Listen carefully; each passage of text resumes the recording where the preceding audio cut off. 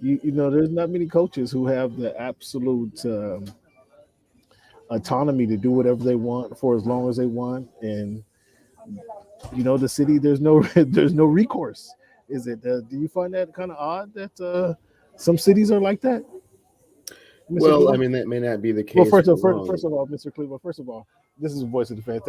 Thanks for tuning in to the Voice of the Fans. What's good? What's good? What's good? What's good, fans? Thank you for tuning in. Got Mr. Cleveland out there, and we were just having a little discussion before the show about how some countries just get carte blanche, and you feel that way up there in the Northwest that some coaches just get to do whatever they want for as long as they want, regardless of the success rate. Well, I think the only coach in the NFL that we can really say that about would be, your guy, Coach Belichick, up in New England. Everyone else certainly has a shelf life, and Hmm. rumors are that fairly soon the Trailblazers and Seahawks will be for sale, so that may not be Ooh, for ooh, long. ooh. The rumor has it. We had to open up a news segment. So, are you breaking news right now, Cleveland? Are you breaking news on the Voice of the Fans podcast that somebody's will be on a warm seat here sooner than later? I'm just saying that the new ownership may not have the same perspective that the previous Mm. ownership did. If the Seahawks are sold, it may not be right away, but if that does happen, certainly the carte blanche that New, you referred to, it may be running out. So I mean, that I refer to it. That hasn't proven to be a situation, but that's interesting. Cleveland breaking new news here. That new broom sweet clean. That's interesting, having to do with the Seattle Seahawks. So we'll see how things progress. Um Once again, fans, I want to thank you for tuning in during Voice of the Fans podcast. It is May 25th, 2022, Cleveland. The years almost have gone already. It is week 192 of the Voice of the Fans podcast. So, Cleveland, as we do each and every week, we play our numbers game. And this week we're going to use number 25 and number 92. So, when you think of number 25, Cleveland, who first come to your mind, or who wore that number best, sir? Barry Lamar Bonds. Yeah, did he go to the University of Washington? Arizona State. So I guess you never heard of Bob Hubricks, Nope. University of Washington, second baseman. I think he led them to their only baseball NCAA tournament appearance. Very nice. That's cool. Barry Lamar Bonds. No acknowledgement from the UW attended. What about Doug Christie? Did Doug Christie go to school in the South End, wear the purple and the orange, or blue Went and to orange? Rainier Beach, and then Pepperdine had a I don't great know why I college said career purple. there. Yeah. Um, I thought for sure you say Richard Sherman.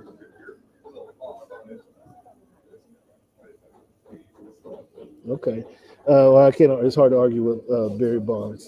Before he started using the flaxseed oil, he was a Hall of Famer, and then the flaxseed oil took it to another level. Was it the flaxseed oil alone, do you think, or was it a combination of flaxseed oil, little elbow ointment, or what helped that burst that he had in San Francisco? Cam, I would have to, have a private conversation with his trainer Greg Anderson. But if you were asking me, I would say it would be the flaxseed oil and the clear certainly contributed to that 73 home run outburst, MVP season, World Series appearance. That was fun. That was funny. That was good. I was along for the ride though. I did. I saw one of those. One of his 755 home runs. Actually, a few of them actually. Um, but the record breaking home run, I'm at the in line at Dodger Stadium while the ball. I think the ball might have hit me in the head actually, or came next to, flew by my head, I should say, um, because for whatever reason I'm at the concession stand when your guy Lamar Bonds comes up to hit. I don't know what the calculations were at that night, but I was at the concession stand when he hit one of those 755 home runs that he hit. Nonetheless, number 92, Cleveland. Who you got at number 92? You're going to go with your guy, Dave Wyman? Reggie White. Can't argue that one. They can't argue that one. Strahan kind of comes close, but I think Strahan's career was a year career of longevity, and then playing in New York. But we're seeing wherever Reggie White go, that defense uh, front was a force to be reckoned with. Whether it was in Minnesota or excuse me, not Minnesota, the Philadelphia. I think that might have been the. I know the '85 Bears is credited with being the '85 Bears, 2000 Ravens credited being as one of the top defenses around town, or in NFL history. But those 89, 89 and 90 Philadelphia Eagles, man. It might have been 88, 89, and 90. I mean, no, that's all they had. They were running around the country just smacking people in the mouth and couldn't score points. If they had any semblance of offense, if your boy Randall had any semblance of weapons, I mean, they could have really been dangerous. But it was what they were. Reggie was a beast wherever he went. So I agree. He's probably the best to wear number 92. Cleveland, man, this is the voice of the fans, and I know sports fans all around the world are aware of the tragedy that happens. Man, I mean, it's really too countless to name, and I feel like acknowledging one um, does a disservice to the other unfortunate incidents that we've had in this country, whether it be what happened in Buffalo recently, uh, or any of the incidents that's happened across the country here recently, or forever, for that matter. But what happened in Texas, man? I'm with Steve Kerr and what he had to say pregame. Um, the country needs to do something. These lawmakers need to stop politicizing this issue and do what we can to get um, guns off the street. I know it's a tough task because there's already guns on the street, but the fact that these are um, newly store bought guns, I think makes the situation even terrible, even worse because we know there's a hefty and an abundance of illegal weapons, right? But if you're able to just go buy store bought guns and then on Monday and turn around and use them Tuesday or Wednesday, I mean, we need to kind of be able to curtail that process. I think the country does, and I think there should be a simple gun's license needed, simpler to having a driver's license. You can't rent a car unless you have a driver's license, right? You can't go buy well, you can buy a car, but they're not going to let you drive it off the lot unless you have a driver's license. Kind of the same thing needs to happen. That's a simple law that needs to happen for the gun laws. What do you think, Cleveland? I think, unfortunately, Cam, just having a license to use a gun doesn't necessarily um, foreshadow what someone is going to do with the gun after they purchase it, Well, and yes, yes, certainly, unless they're yes. like, the purpose of a driver's license is to make sure that you're, a safe, cautious driver, and that you're not, um, you know, hurting other drivers while you're out there on the road. Um, but unfortunately, like you're saying, uh, the country is so polarized that it's hard to get your head around what will actually create legislation to make it harder to purchase guns and make the country a safer place. I mean, it's just pretty much split down the middle, and there's a large percentage of people and um, the buying public in general that just doesn't want to have gun laws. So what to do about it is a great big question mark. It's a mystery. I don't know how many different tragedies of this epic proportion we're going to need to have in order to really have a serious conversation about it. Unfortunately, I think it's going to take someone very prominent and popular losing their life for people to really take affirmative action to what it is they need to do. Well, Cleveland, this is a sports show. This is the voice of the fans. Voice of the fans. And when they started approach you with this opportunity or this medium, if you will, the voice of the fans is going to be the voice of entertainment fans, the voice of sports fans, the voice of architecture fans, the voice of literature fans. I want to be able to have all these tentacles that we're not there yet, but that was the purpose of the voice of the fans. So it's the voice of sports fans because that's what we deal with and talk about most. But I want to put this out there to the fans. Again, I'm not the brightest one, but I think it's simple. I think that would curtail some of the process, and all we want to do is be able to slow down. You're right. We can't say what they're going to do with the guns once they get them, but we can't say what people are going to do with their automobiles once they get behind the wheel. If they're going to drive off the cliff or they're going to, drive into the intersection on a red light. We don't know, but we're trusting that they're going to do the right thing, and that's the best we can do by saying, hey, by at least getting the appropriate license, getting the appropriate education behind gun safety will encourage you to be a safe gun owner. But at least getting a license shows that you're at least taking that step to be the responsible gun owner. So fans, you can be a part of the show at underscore voice of the fans at underscore voice of the fans. What do you think we should do? Is that enough, or what's your thoughts on the gun laws in America? I know it's a sports show, but that's just what I want to know. Simple as that. What's your thoughts on gun laws in America? Nothing else needs to be said. You're voting for who? You're voting for this guy or that guy, but just what's your thoughts on gun laws in America? And does a gun having you obtain a gun license will that make you a more responsible gun owner, do you think? That's all I want to ask you guys. We're going to get into our topics. As always, we got a lot to talk about this week. A lot. We're going to go heavy on the NBA playoffs. We're going to go heavy into the NFL offseason. And then we got some various topics we're going to talk about. We got a Drew Lock special coming up. Cleveland's going to he wants to lead our Drew Lock conversation. As always, since he acquired Drew Lock, he's just so eager to talk about. I did not personally do that. With his young, he just with the young quarterback is going to be able to do it. Fans, you see that magnificent look on Cameron's face. He just can't curb his enthusiasm. Look at it. Look at it. He just can't stop laughing and smiling. He's just so happy about the play of the Seattle Seahawks without their starting quarterback right now. Football fans want to know what's going on with the Seattle Seahawks. They lose Russell Wilson. Talk about you, Cam. How come you can't say Drew Lock starting quarterback without smiling and laughing? I mean, he's a starting quarterback, and we're gonna have a little Drew Lock trivia for you fans here later on. We'll get there then. But again, you guys can be a part of the show. Whatever you want to know about Drew Lock, hit us up at underscore voice of the fans on Twitter, at underscore voice of the fans on Twitter. We're actively checking our Twitter page, so please be a part of the show by participating. But before we get into our NBA, well, I guess this is part of our NBA topic. So Seattle and Vegas just been approved for expansion teams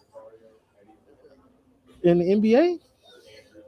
I mean, what's your thoughts on that? I'm ecstatic about it. What's your thoughts on that, Cleveland? It's well overdue. They wanted to bring in, an even number of teams. So seeing the way that Vegas hockey and NFL has performed and the growth of Vegas and the potential for that market sounds great. And again, Seattle has been on the docket for, the last 15 years. So that means there'll be two more teams coming in. Obviously, Seattle's going to be a Western Conference team. And the Vegas you would assume would be a Western Conference team. So that means what, New Orleans and Minnesota go to the Eastern Conference? Somebody. They haven't figured it out, but it'd probably be New Orleans. Or Memphis and that would be great for Ja if he was able to slide over to the Eastern Conference. Yeah. Ooh. I mean, if Ja sticks around in Memphis, that's certainly here we go. A positive to helping him get to an NBA. You guys hear this, fans? You guys hear him trying to throw that in? If Ja sticks around in Memphis, you guys hear that? You guys hear that? And this is coming from a bandwagon Laker fan. What other team would he go to, Cleveland? If you You say know, I'm if, not his agent, Cam. I'm not his I mean, dad. you You know, threw it when out free there. agency comes around, we'll have to see what his options are and, you know, what's the best fit for him at that time in his career. What's the best fit? Okay, but that's going to be interesting, man. To have Vegas. You know, they did the NBA All Star game. Man, time flies. That was 2008, was it? That they did the All Star game in Vegas. I want to 2008 or say, yeah, nine. 7 or 8. Yeah, time flies. Sheesh. And that was, I don't know. Did you go to Vegas? Did you happen to be in Vegas in that time? Top 3 all time events I've ever attended. Yeah, it was complete I total mean, pandemonium down there gee whiz. in every way, shape, form, and I fashion. gee whiz. It was it wa- it was reminiscent of Freaknik. It was reminiscent of Freaknik in Vegas that weekend. It was reminiscent. I don't know if you made it down to Atlanta during Freaknik, Made it but down freaking yeah, it, except it, for with gambling and you know, it, entertainers and yeah, and with everything in entertainment. between. There was all kind of entertainers you want. There was a lot of entertainers All and time, entertainment. all It time. was off the chain. It was off the chain. So I imagine the All Star game will be coming around there pretty soon as soon as they get a team there. But that'll be good to get the Sonics back. So Cleveland, we got a lot to talk about, man. The NBA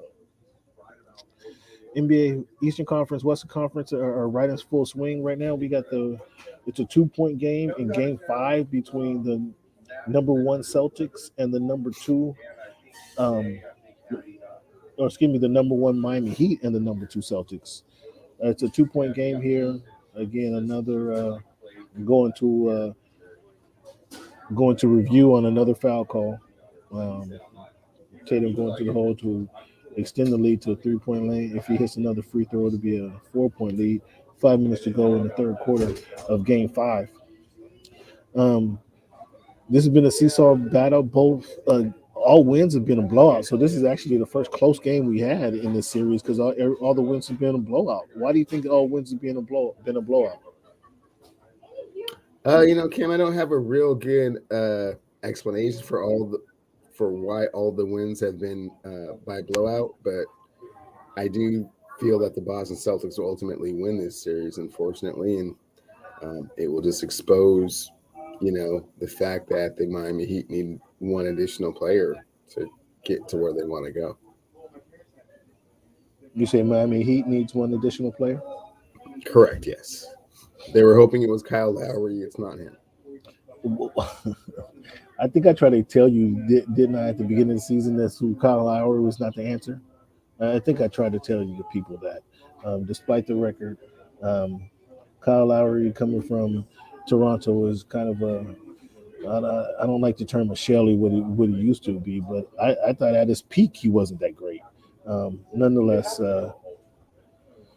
they do have Kyle Lowry. He is playing today. He just limped his way to the bench, so we'll see how this happens. But it's been kind of crazy, a back and forth game. Butler. What's been the most surprising part of the series? The most surprising part to me is the inconsistency from the Miami Heat. I have to say that for the blowout losses, I was surprised that what was it, last Saturday night they just got waxed. It was a 30 point game real quick, and they showed no heart. I was surprised by that. What's been the most surprising part to you? For me, it was the Bam Adebayo game where he led the team in all 5 statistical categories. As if That he was a can, surprise to you. that was a surprise to me because if you can do that, you can at least lead your team in 2 to 3 of those categories on a consistent basis. And when you wait till game 3 to score, you know, the same amount of points you combined 4 and 1 and 2, it's like, okay, well, do you know where we're at? What we're doing here? Can you like give us That's an a little bit inconsistency. more consistently? You know, it's like, wow, you know, your That's 30 and 15 and 12 and 9 and 6 game is cool, but it's like, where you but been that, this that, whole that time? that's the inconsistency I speak about. So although they're the number one seed in the Eastern Conference, um, they started in game one. They started two undrafted players in their game one against the Celtics in the Eastern Conference Finals, no doubt. So Yeah, that's not a recipe for success at that level. But they're in the Eastern Conference Finals. They're number one team in the finals. They're the number one team they're number one seeded team. So that's like the economy that they're in. And when you say that they need more talent, what is the difference, Cleveland? What is the difference, and what has got these guys to this point, Cleveland?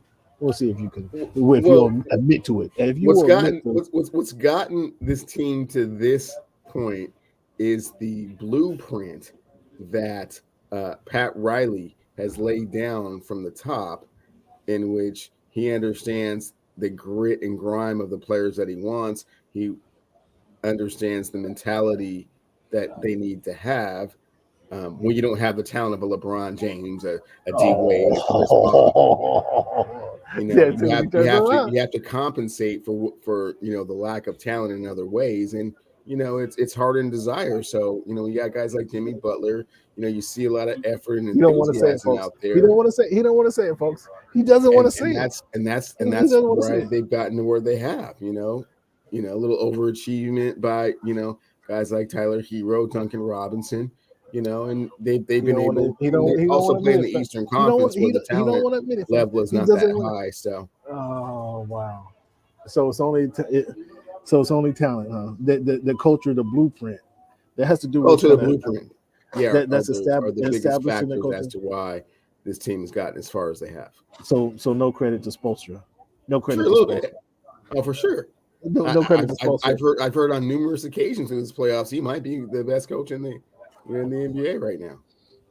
But that doesn't have anything to do with the reason that they're number one seed in the Eastern Conference and here 2 games away from going to an NBA Finals.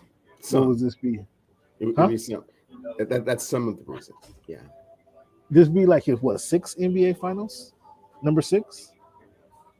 This would be 6, yeah. Number 6? And did he have D Wade? Did he have the talent of D Wade? Did he have the talent of LeBron James the last 2 times he's been there? If he were to make it this time? It would be Jimmy Butler both times.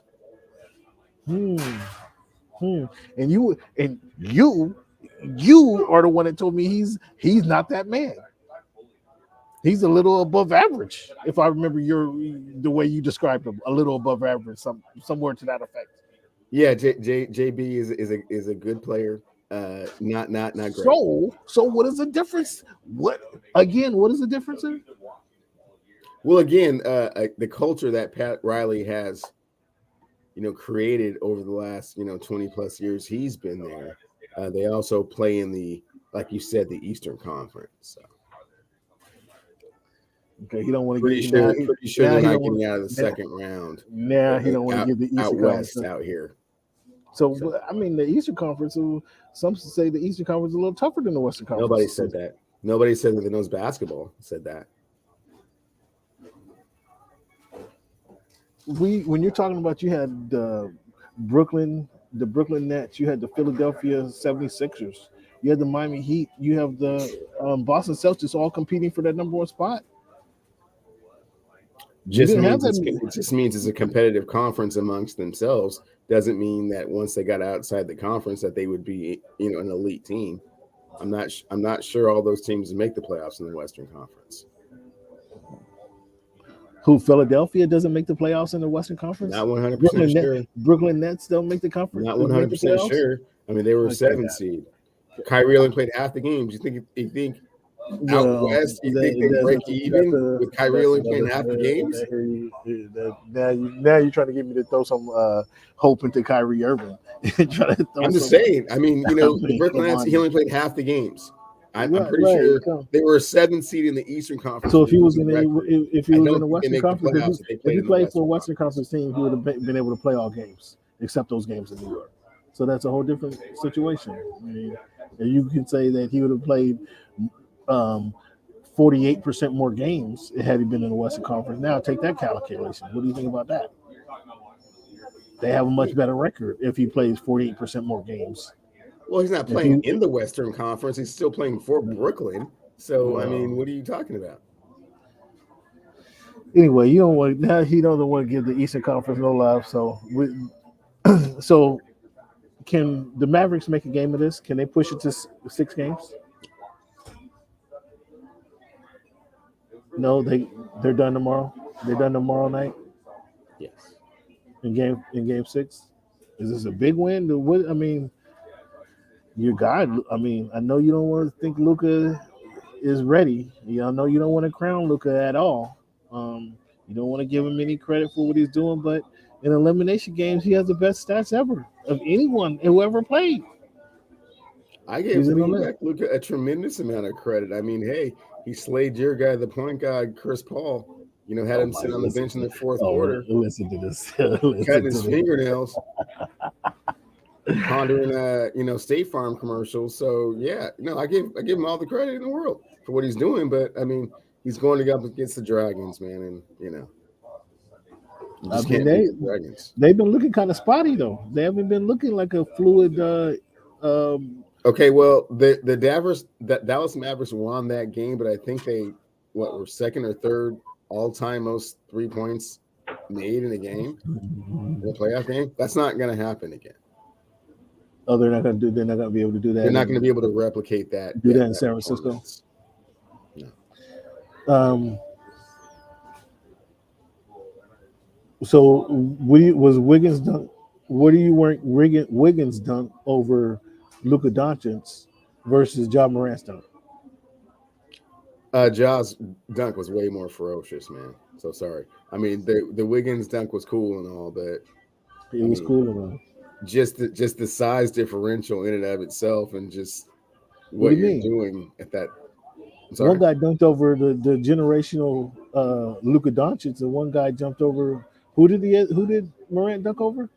Nobody. Man, it don't even matter. The other dude doesn't even matter. It's just the ferocity of the dunk at Ja Morant's size adverse, Andrew Wiggins. Not taking anything away from Drew's dunk, but no, it's Ja, man. They'll be showing Ja over and over again for 25 years. I don't know about the Wiggins dunk. That'll be showed just as much time. What are you talking about? The only reason Ja's dunk will get shown more is because he's Ja Morant, and obviously he's going to have a career that's hanging around the spotlight more often. He's going to have more bigger plays that they say, oh, let's relive this play than Andrew Wiggins will. You follow what I'm saying? No, I get that to a certain extent, but I still think that the Ja Morant dunk was on a different plane than the Andrew Wiggins dunk. Yeah, they're about the same. Ja Morant's probably 85. Wiggins is 81. There you go. Lakers HC. I mean, what are we waiting around for? Have you talked to Jeannie? You talked to Rambis? Or have you talked to Palinka? I mean, what's the word? Are you on the email, the text chain? What's Phil Jackson thinking about? What's taking so long to name the HC? I haven't talked to Palinka. I just don't trust anything he's going to have to say. I've got a feelers out to a few other people. They haven't quite gotten back to me just yet. Word around the camp. Wait till after final. Wait till after finals to sign somebody. Word around the campfire is that's probably going to be the case. Yeah. Certainly need someone. Pre-draft. So yeah. So I mean, Russell's all. Palinka is not doing anything with Russell. It's all good. They're gonna hold on to him. I think Palinka has probably tried to do as much as he can, but realizing that he's, got 4-week-old spoiled milk trying to pass off on people. It's not easy stuff. We got our back. We got our guy back. We got our guy back. Back in the house. Riley is an OG. You got that right. Coach Bo, how can't Coach Bo get any credit? I mean, what's the deal? That's what I'm saying. I mean, if he wins a championship without LeBron and D Wade and Chris Bosh, he certainly will, rise to the pantheon of great coaches. Okay, you say he's gonna have 45 in game 6, and he's gonna lose in game 6. Clarify that for me. Yeah, the 45. That's a big number. Cleveland. Let him know, Ninja. Let him know. Love that guy. We might have to do something. We might have to do something for the Oh yeah, Ken wants to put him on mute now. He's like, yeah, how do I erase this? How do I move this off the screen? holiday. So, we talked about it last week. Is the NBA too long, a long season or not? But what did you think of John Stockton writing a letter of support to the election protester? It's weird how people after their playing days they get, into these other um segues of their life. And I don't know if it's just they have too much to do. I don't know if it's, we had the wrong perception of them initially. I mean, John Stockton went to Gonzaga. He's from Spokane, Washington. He played his entire career in Salt Lake City, Utah. So, kind of what his, thoughts are, or, I don't know, perhaps they're relevant at this point. What is it you're trying to do? The unvaccinated, aspect of it. It's just, as players progress in their lives, you see a transformation. You talk about your guy Phil Jackson earlier. Before he's in the picture with Clyde Frazier and Earl Pearl Monroe and Bill Bradley, and next 25, 30 years later, LeBron's We trash, see. his posse, and it's like, oh, what happened there? Something in between, right? Hmm. Yeah, I don't know. You make a good point about the progression, and maybe, uh, or you make a good point on saying that do we know these guys, and is our perception off about them? Our initial perception off, and that was first impressions your lasting impression. Didn't agree. What do I guess you say? What's your guy? I guess you say. Um, what was his slogan back in the day? Oh, Image is image is everything. everything. Image is everything. Yeah, And so when the image is altered, I mean, it kind of sticks with you, right? for So sure. John Stockton always had the kind of clean cut, quiet image, and like you say, the greedy guard from Gonzaga. And a lot of that's still true, obviously, but maybe we're seeing the reality of who he is. And speaking up the situation, I listened to the a speech that he was talking about. Well, I was just doing something for a friend, giving a character rich reference for a friend. But John, do you acknowledge what your character, what your friend was up to? Do you, when you're giving you, I understand what you're saying, but do you know what your friend was up to, John? Like your friend wasn't just stealing a bag of chips from the local grocery store, John. Your, your friend was up to uh, some intense shit with the company, with the country, John. Do you understand that? Yeah. So when you I understand when you want to support your friends and all that, but at the same time, you got to look and see what you're supporting, and if you're willing to go that far to support this guy, what does that say about you? Um, so then now that question has to be asked, unfortunately, about Mr. John Stockton. Is his reality being exposed right now? And he's going to have to deal with that, as time progresses.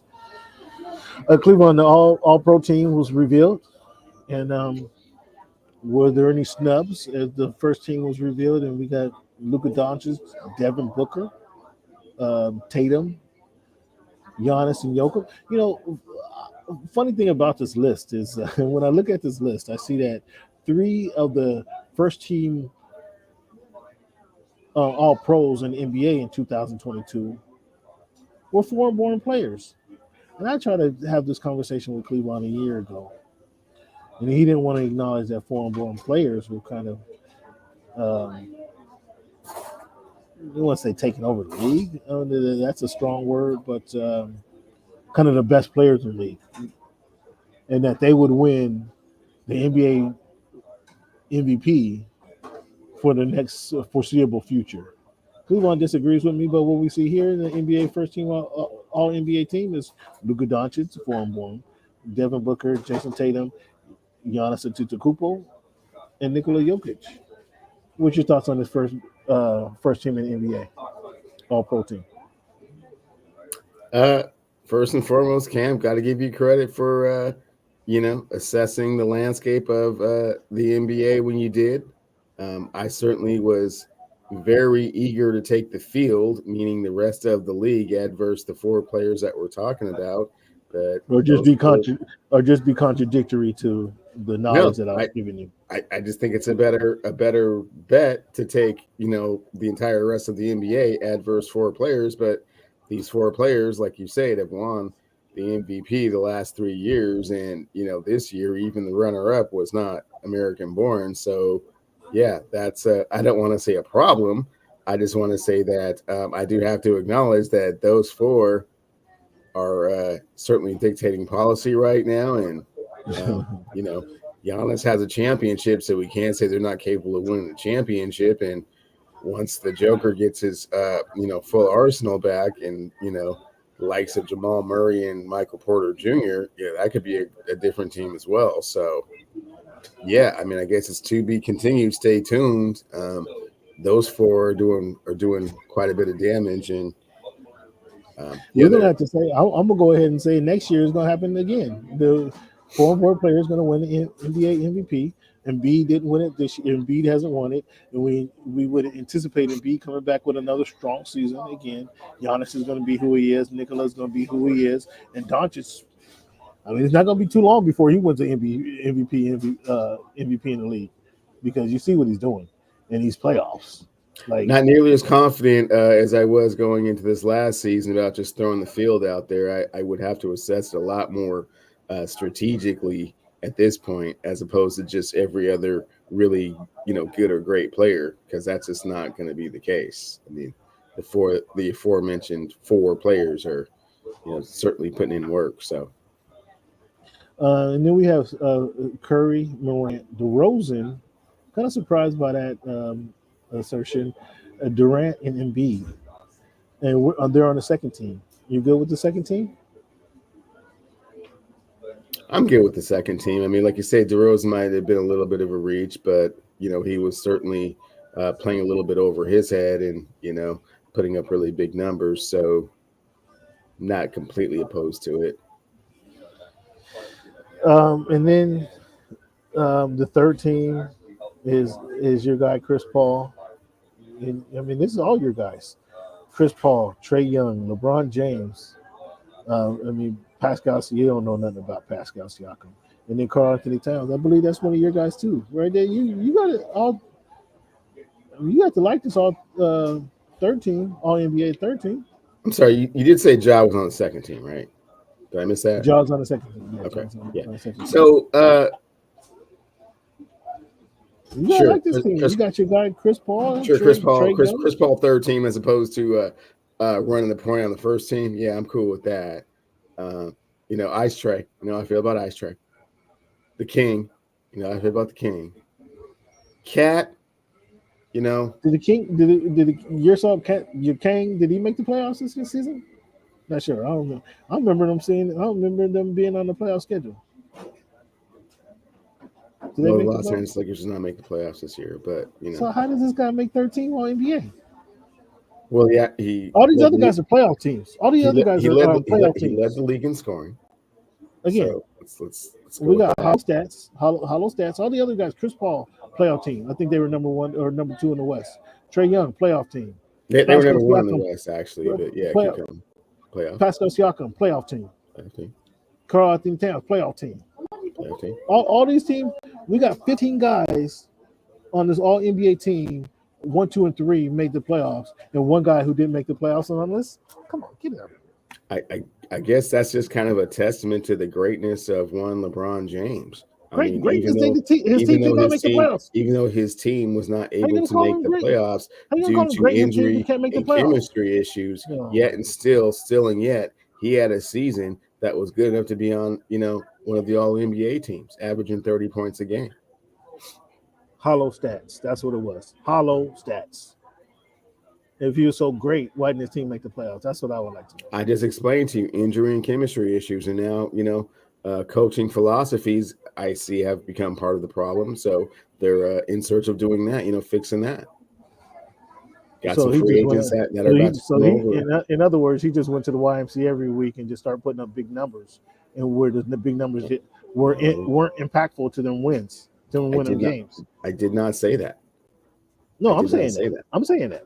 Okay, well, you can go ahead and say that if you want. I mean, you never really been a fan of the King. So now you want to throw. Now you don't like stats, but you want to stat me that you want to throw out his 30 points. I'm not even statting you to death. I just said he led the league in scoring. How's that statting you to death?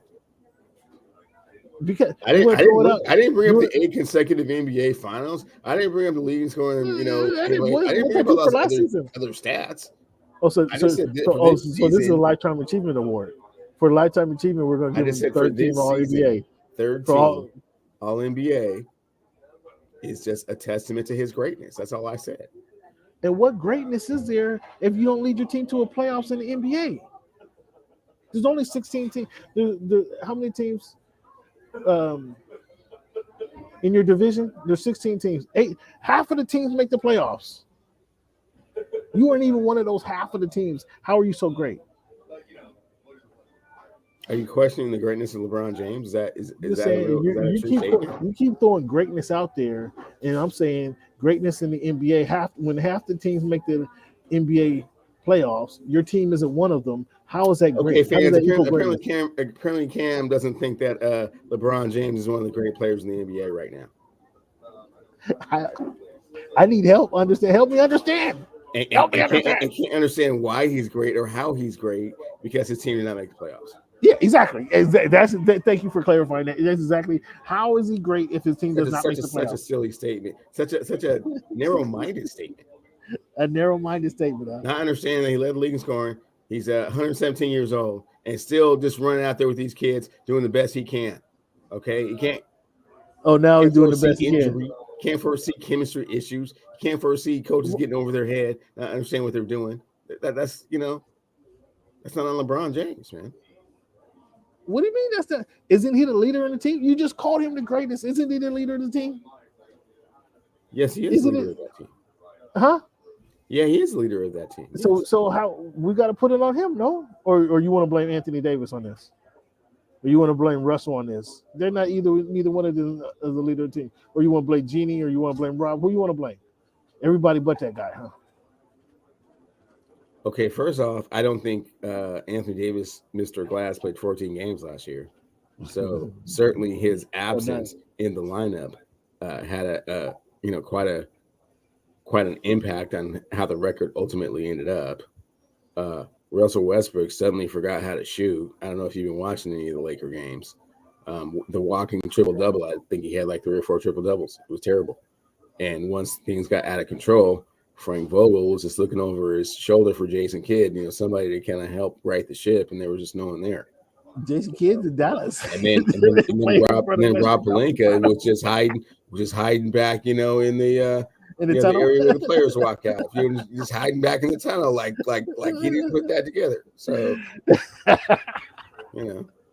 Oh, that's funny. Like your fans is sick now. They sick now. All right, fans. We're gonna done talking about the NBA. I just haven't kicked it off and get some humor about let Cleveland vent about these. I just find it curious that 15 of the NBA's best players, 14 of the NBA's best players lead their team to the NBA playoffs. And one guy just happens, Cleveland calls him the king, can't drag his team to the playoffs. I just find that pretty comical. That's all. Let's take a break, fans. If you guys got something to say, I'm here for the smoke. @_voice of the fans. We can talk about it all day long. @_voice of the fans. We can talk about it all day long. Who you agree with, Cleveland and his Kang, or you agree with me and you question how if you the Kang, you can't get your team to the playoffs. @_voice of the fans. Let me know what's up. Fam, let's take a little break here. When we come back, we're going to talk about some NBA or NFL topics, Cleveland. We got apparently Colin Kaepernick. We have a Colin Kaepernick sighting, Cleveland. Have you seen that? Are you aware of that? I heard something kind of in passing. Yeah, we're gonna have to talk about it, man. We got a Colin Kaepernick sighting. We're gonna talk about the Steelers is making some moves, and Dante Pettis your former Husky is on a move. Let's see if you know where Dante Pettis is going, and we're also going to Seahawks sign a wide receiver. Interesting, interesting that they signed a wide receiver. We man, we got a Deshaun Watson. His masseuse are talking now. Want to know what you think of this situation, Cleveland? You've seen her tears on Brian Gubble's HBO. What is it? Real Talk on HBO Real and sports. Real Sports. Excuse me. I want to see what you think about that. How that make you feel? How that changes perception? Um, we want to get into it. So let's take a little quick break here. We got a lot of NFL conversations to have. Let's take a hot one. Be back in 90, folks.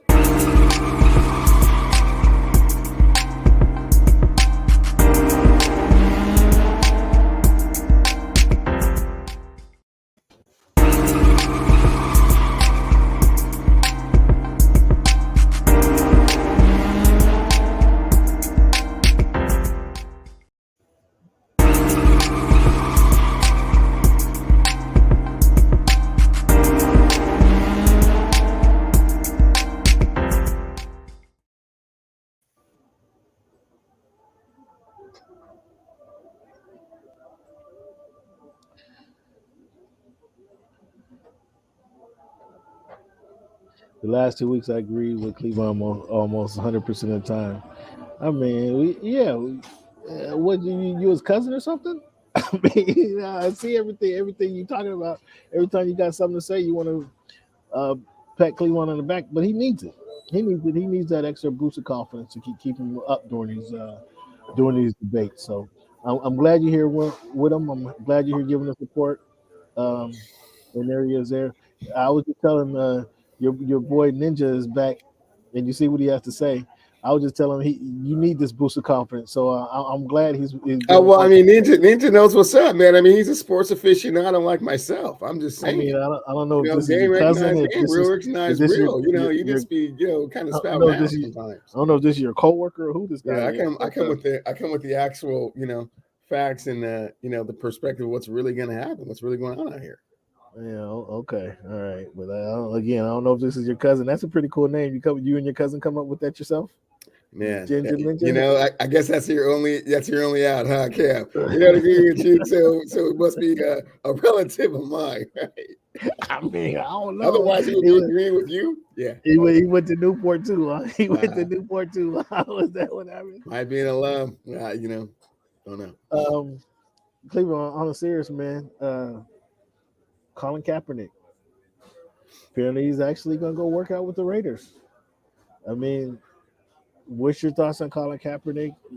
I got a specific thought on Colin Kaepernick. I said it 100 times. That I'll give Colin Kaepernick credit for one thing, um, and that is not being remembered for the guy who lost the job to Blaine Gabbert. Instead, he chose to sit on the water cooler, and then he talked to his buddy, the Marine, and then decided to take a knee, and then all hell broke loose. So I give him credit for actually standing up or taking a knee um, for the cause that obviously meant something to him and then all of the black community. I give him credit for doing that when nobody else was doing that. However, I do think that was a ploy. I still think that was a ploy for not being remembered for losing the job to Blaine Gabbert. It'll take a lot to convince me otherwise, because that's the direction he was headed. Um, and then if you remember, he took the knee. It was during a preseason game, and I think that might have been his last game actually starting. Um, so, what's your thoughts on Mr. Kaepernick actually getting the opportunity with the Raiders? I think it's you know, a little too late. I don't think you know, Colin Kaepernick has a whole lot left in the tank per se. Like you said, he was kind of, you know, a fringe starting quarterback 4 years ago. So certainly he's not going to beat out Derek Carr. Can he get the backup job over there? I think maybe for good publicity, that would be something that they might consider. But I just think that's just too long for anyone to be out of, professional sports, whatever sport it is that they're playing, and then jump back in um, with the expectation of having any type of contribution to it. I do think there you go, Ninja. You're coming around. You're finally coming around, Ninja. I do think that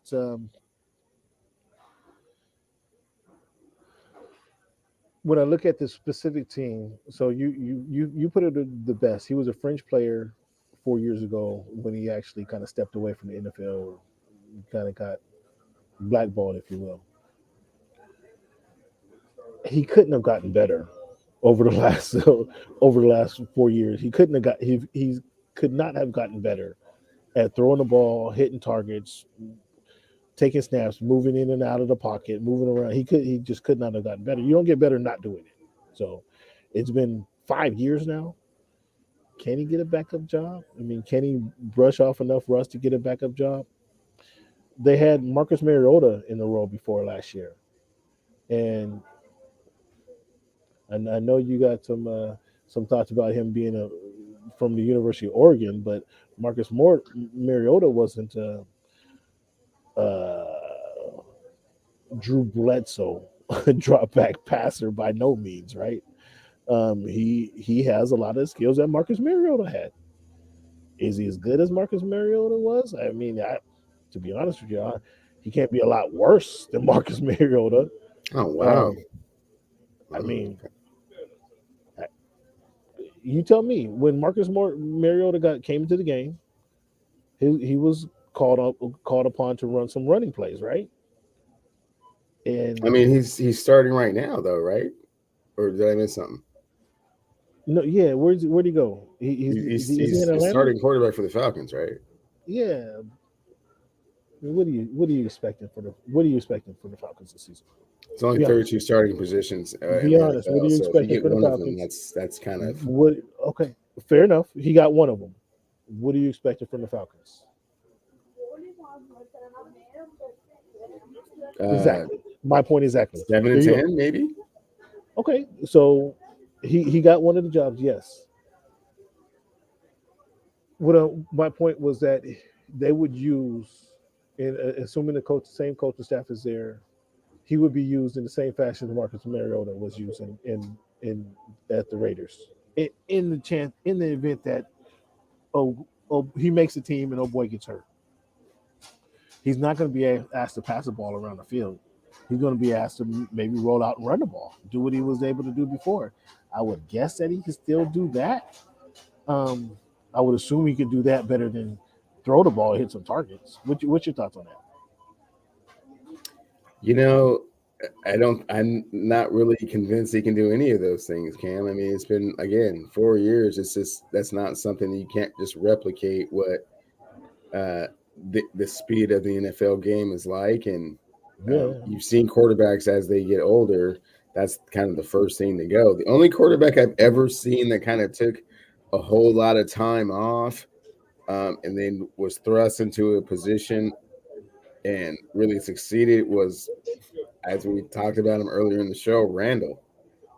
But again, he had Randy Moss to throw to and a really big arm and kind of an open that helped to offense, right? So that kind of revive helps. I himself. don't really know Yeah, that he's Colin not the Kaepernick passer. is just going to just, sit away from the game for that long and then all of a sudden just jump in and, use his legs to, get first downs or, his knowledge of reading defenses.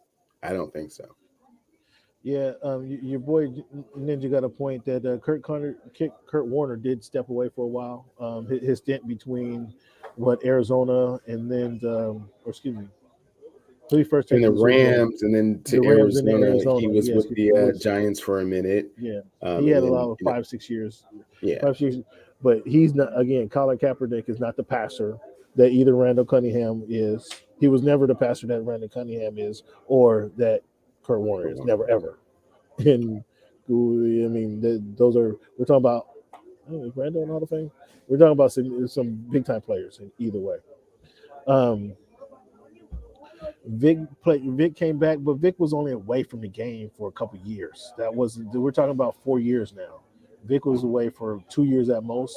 And much younger, kind Much of younger, yes. in the process. So Yeah, Cap is it's been 4 years. I just don't think that he has impact as in the backup role. Maybe he can do something in the backup role. Maybe he can roll out and pick up a couple first downs. I doubt he's going to go and be in the game and go 25 or 20 for 25, 370 yards. I doubt we'll see that. I would put money on us not seeing that. But he can pick up a few first downs. He can goal line situation. He can probably make a couple plays. That's what I think they would expect at him. If you remember how they used Marcus Mariota, I seen him play, watched him play a couple times last year. That's how he was used when he came into the game. And I don't know. I think he can at least do that. We'll see how that transpires. But I just find it interesting that he's actually getting an opportunity, and we'll see how things actually transpire. The Steelers name Amar Khan, a new vice president of the team. Probably he's been with the team for quite a while, but is a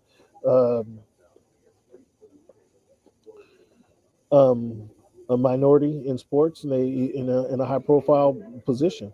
Again, with the Steelers, who's a cutting edge team, a groundbreaking team. So kudos for them to keeping up the trend. What do you think? And sticking in that same conference, what do you think about Rashad Bateman's comments? It's my time when he was asked about them trading Marquise Brown. What do you think about his comments now? legitimate.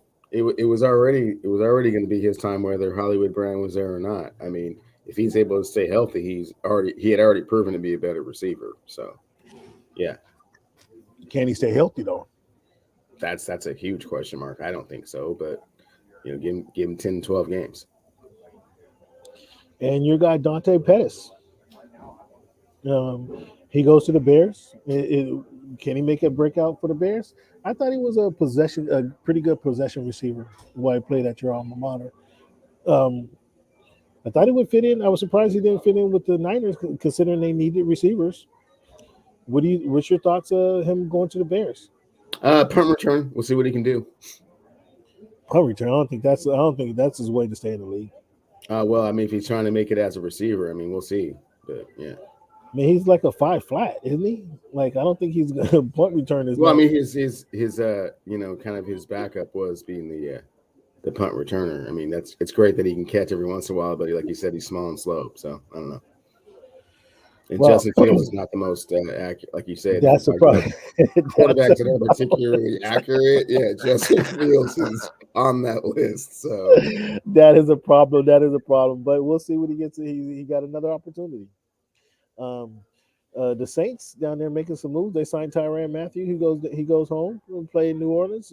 That's a big move for them. That now I think they already had a pretty formidable secondary. Now they add him back there. I think that makes them even more formidable. What do you think about the signing of Tyrann Mathieu? well, for him and Jarvis Landry, they will soon find out that the NFC South is not the SEC, and they're not, rekindling any old memories or past glory. It's just going to be football. And the Saints don't Okay, have Sean Payton or quarterback, so they won't be very they got good. Jarvis. They got Jameson. See, you can't even say his name right. That's just how understated he is, man. So you know what I think about Jarvis. You already know what I think about Jarvis Landry. You don't think Jarvis him and Jameson can develop a combination there? See, you still can't say his name right. No, I don't think him and Jameis can develop any chemistry. I don't think Olave is going to make no difference. It's Jameis Winston without Sean Payton and Drew Brees whispering in his ear. So no, I don't think so. It's time to show. Okay, so he was having a good season before he got hurt. Yes. You don't think any of that rubbed off his time with Drew Brees and Sean Payton? Any of that rubbed off on? I'm sure it did, but those two people are not there, so it's a completely different system and scheme. And yeah, I don't think that he's going to be able to replicate the success he was having before getting hurt. No. Well, there's what your brother thinks about Jameis. He just did. There's what you. I mean, there's a receiving core. You got you're gonna have you already have the running back, right? You already have the I running back. mean, we'll You see. have We'll see if he's gonna, be eligible to play all the games. is there something I don't know about? Oh, there were some off the field incidents. We'll see how they all, Uh, turn over. But yeah, Cleveland and the police blotter, huh? Um, yeah. I mean, they got Thomas and Landry. They got a formidable receiver. That's a Michael Thomas and Jarvis Landry. I mean, they're two underneath receivers. Um, they had somebody take the root, take the. No, don't they have Cooks to go deep? No, man. Olave's there, man. They drafted Olave. That's the receiver they drafted. So here, I mean, you don't like the receiving core. You don't like Jameis. I don't like James. Okay. Well, with 2 minutes to go, it looks like the Boston Celtics they're up 14 points. Look like they're gonna take the lead on Miami's home court. They're gonna go up 3-2 in the Eastern Conference Finals. 2 minutes 9 seconds to go. Tatum just hits another free throw to put them up 15 points over the Heat with 2 minutes to go. Once again, looks like half the lower bowl is already checked out of the stadium in Miami. FTX arenas are pretty empty, so there might not be a traffic problem. But unfortunately, surprisingly, we have the Celtics taking a three game advantage over the Heat.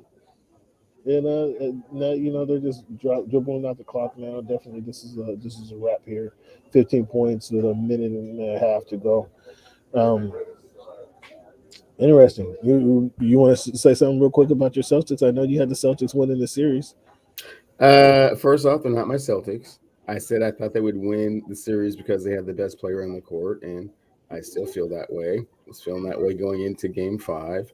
Um, like you said, this is the first game that was ever close at halftime, so it's not like It's easy to predict what will happen in this series, even if they go back to Boston.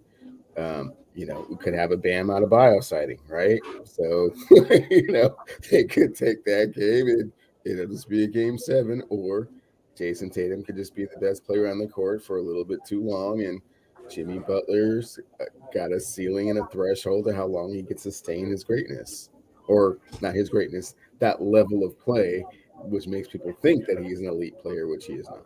Oh, for people to think, yeah, I heard you. I heard that. You didn't think I heard that? For you trying to sneak something in for people to think that he's a great player. That's a shot. I heard you. So definitely, I'm gonna let Jimmy know what you just said about that, and I bet in Game 6 he'll have a different story. He'll have something to show you. I bet he will have something to show you. Me and Jimmy will be out on the phone after this game. Um, Jordan Brooks, Bobby Wagner is the Seahawks didn't want Bobby Wagner. Um, Isn't he the all-time leading tackler? The Seahawks had no more use for this guy. Um, can Jordan Brooks? He led the team last year in tackles. Can he take over as a leader now of this defense? Certainly has the opportunity to do so. I think he will definitely be a tone setter in his third year, whether, having played underneath, players like KJ Wright and, Wags his entire career coming up. Is he ready to make that step? We'll see. I think the only other uh, contestants for the role of, defensive leader are Jamal Adams and Quandre Diggs. So, and I don't think that's necessarily a really high bar to get over. So we'll see if he has given the opportunity, whether he takes advantage of it or not. So 3 years later, what's your thoughts on the acquisition of Jamal Adams? Or was he worth the two number ones? Are you happy with the pickup? It's hard to say. First season, he played phenomenal. The second year, I think that he was out of position quite often and asked to do things he's not particularly good at. I think with the style of play that we had him playing in the first season, he reminded me a lot of Bob Sanders, in a good way and a bad way. Bob Sanders was NFL Defensive Player of the Year, but he was also 5'10", 190 pounds, and eventually you just can't hit big, strong people that hard for that long without your body breaking down. So I'm hoping that I'm wrong and he's not the reincarnation of Bob Sanders and he has a little bit more durability in him, but not 100% sure. 2 number ones was kind of a lot. Bob Sanders, for being 5'10", 190, was a much better enforcer than Adams has shown to be at any point in his career. I think Adams shown to be kind of a ball hawk and a playmaker, but not necessarily an enforcer. Well, I mean, I think the Bob Aiden Sanders has, showed. the sacks and kind of the, ability to kind of play, the run and, just kind of put, pressure on the passer is kind of what had separated him previously. And then I think last year asking him to cover a little bit too much and, do things he just was not accustomed to doing was kind of his downfall. Well, once again, who does that fall on? who does that fall on? Scheme. Football's all about scheme. Oh, really? Oh, really? Really? Football has a lot to do about scheme and putting players in the right positions to be successful. And what is that called? What is that called? Putting players in the right position to be successful. And that's who does that? Who does that? Who's responsible for that? It's the organization's responsibility to make sure there are people in play that can, orchestrate that. He refuses to acknowledge coaching matters, folks. He refuses to acknowledge it. Coaching does matter. Coaching matters to a point. And in some sports, it's way more important than others. You just went on a 5-minute soliloquy explaining how Jamal, you haven't got the best out of Jamal Adams. You just explained it. You just talked about that for 5 minutes. Yeah. And I have one term for you: coaching. Coaching matters, Cleveland. In football, it most certainly does. You know what? Michael Jordan had a coach. I don't know if you know that or not. There's a trainer who's made a mitt off of his post-career because I trained Michael Jordan for 5 years.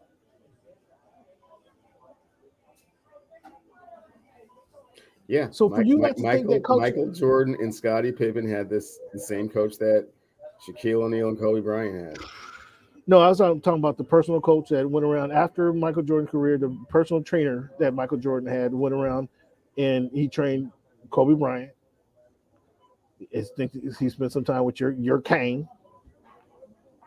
But there's coaching matters, and one day you're going to get that, Cleveland. That's all I can say. One day you'll get that. Okay, one day you'll get that. I know you and little Nicky are in that same page right now. You about to move to Tuscaloosa, or what's up, man? Here's your boy Ninja talking about. He plays up in the box, but he was not. He played up in the box. Yes, the enforcing part is what I'm saying about Adams. That I don't think he has the game that Sanders had. And then it was just. I think Sanders was seeking hits. I think Adams avoids the hits, and I'll leave it at that. Interesting. Seahawks sign. I guess Drew Lock told him let's go get Michael Goodwin, huh? Or Marquise Goodwin. They got weapons for Drew Lock, huh? So was there some? Did they play in high school together, or some 7-on-7 league or something? Yeah, I don't know. I don't know anything about that. I mean, you don't know anything about what them signing Marquise Goodwin? I heard they signed him. Good. Adds depth and competition to training camp. Yeah. So we're gonna have to get into Drew Lock anyway, but you want to tell us what Drew Lock has been up to? You guys any Drew Lock news for us? Haven't heard. No updates. All right. Well, before I got a Drew Lock sightings around town, so we got a little Drew Lock trivia question for Mr. Cleveland in a minute, but I want to know before we get to that, your thoughts on Deshaun Watson. His masseuses are speaking up now. They were on Real Sports with Brian Gubble. Did you see any of this? Did you see any of the masseuse and shedding her tears, talking about how uncomfortable she was? I did not see any of the real sports. I can imagine, giving the nature of what was going on, the distress that she was feeling, and the probably the outrage that she feels with regards to Deshaun Watson getting a $250 million guarantee contract after all of these things. So yeah, it's I unfortunate mean, that. so I'm gonna poo-poo that, Cleveland. If two in the state of Texas grand juries have said we're not gonna pursue criminal charges, what are we doing? What are we doing here? What is the NFL doing? It's been a full season. You guys talked to the kid 3 days and consecutive days last week. The investigation should be if the investigation is over. What are we talking about? Why is this kid being cleared to play, or hit him with the 6 game suspension? Let him appeal it down to 4. What are we doing? Can you help me out? Can you explain this to me? Sure. Just because the state of Texas decided not to go forward with pressing charges doesn't mean anything bad didn't happen. And there are more than enough people to say that kind of are reiterating the same story. So, yeah, it just depends on what your take is on it. Once again, nobody was messing with Deshaun Watson until after Texas said we're not going to prosecute. Then all of a sudden, the sweepstakes and the floodgates just opened up, and everybody forgot about all of the you know things that these masseuses were saying. It just became like water under the bridge. Like, oh, that's too bad that happened for Okay. you, but that's not going to stand in the way of us signing a franchise quarterback. Um, because they're not criminally punishing the guy. So isn't aren't they just allegations? Well, I can say Cleveland's a It's white funny, beater, Kim. but It's funny, unless Kim. You you heard you heard the tape a year ago, and you were deeply disturbed, and now all of a sudden you act no, like you didn't hear it, and like you're not disturbed, and like when 30 people say this thing happened to them, like because the state of Texas, of all places, isn't prosecuting, then it's just not that big of a thing, no, see, and you should just forget all about it because they said that they weren't going to go through with any, uh, you know, criminal prosecution. So hey, man. no, Stop your Cleveland. blood clot crying. I listened to the tapes over a year ago. You're absolutely correct. And what I said then, I'll say it right now. I thought the situation was icky. Nothing to keep the guy off the field.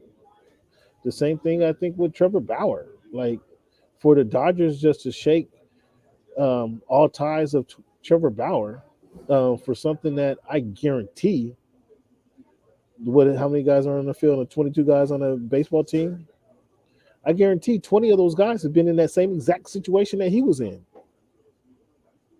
Their partner just didn't tape the conversations or text messages and didn't go to the police. So that was a consensual situation with Trevor Bauer. It was an icky situation with Deshaun Watson. It was unexpected. It was something that you wouldn't expect the guy who has millions of dollars in the bank, a young, handsome black guy to be doing at yeah, Deshaun Watson. There's a stupid tax he has to pay. That's going to be part of his 6 game suspension from the NFL. It should just say stupid tax because you were stupid for going to Instagram from trying to find a masseuse when you could have went it right to any mall in any town that you were in. You were in Houston, Texas, for all people. I'm pretty sure that the selections are hanging around the mall looking for a guy like Deshaun Jackson is pretty plentiful. And if not, James Harden could have probably pointed you in the right direction for a couple people that might have been pretty accommodating for what you were looking for. He should have went to So, the beard and yeah, got some referrals. But yeah. See, I mean, but yeah, I'm not really ready to downplay once 30 plus people kind of come forward and have the same story. And that's just people who yeah, came but forward. what is the story you hearing? You're not hearing any abuse. You hear him? You're not hearing. I don't know. I don't know. I don't know. I just think we're doing a whole lot of whole lot of nothing. If the police criminal did not want to charge him criminally, he should be allowed to play. We should know Well, right I now. mean, We should know Cam, where he is. you're absolutely right in the fact that by the NFL standards, yeah, this is old news and water under the bridge, and they're ready to, at the very most, the 4 game suspension, and he'll be on the field, man, I with mean, if no we, criminal charges, being pursued. That's all that they needed to hear. I mean, that's if we they would have been a little bit more proactive. He could have been wearing a teal and aqua and teal by now. I know that's where you were trying to go. I know that's the way you were angling with all this. I I know mean, it, Cam. I know you're still miffed. They didn't come to this conclusion sooner. I mean Man, that's they should have that's what stopped I'm listening saying. to masseuses a couple of months ago, huh? EB 305. I mean, um, yeah, I get you. All right, Ninja, you might need to be a host. You might as well click on the link and let me bring you on the show. Because yeah, it wasn't one of them though. That's the problem thing. That's the problem, with Ninja. It just wasn't one skeezer. It was a few. It was a few too many. Yeah. That's the problem that we have. He has right now. It was just a few too many calls, and that's why Mr. Cleveland over there is saying, "Oh, we got to hold tight. We can't. We got to reserve judgment until." I need to hear more. I need to hear from more. I guess that's what he's saying. I need to hear from more of them. I mean, I don't know what Cleveland's waiting for over there. Um, but Cleveland, you're gonna have to make a decision about this one. The NFL is talking about canceling the Pro Bowl altogether. Um, let's talk about some alternatives for the Pro Bowl. I was obviously the Superstars tournament, like the Superstar tournament and the skills competition. I mean, those have to be a must. If you're not going to have the Pro Bowl in itself, those events that were leading up to the game on Sunday, I mean, you're going to have to do that. That's going to have to be a must. I think they should do that though with the NFL. Need to use this opportunity. How the NBA All Star Game is just it's a boost for the culture, if you will, right? Would you say the NBA All Star Weekend? They focus on giving back to the community.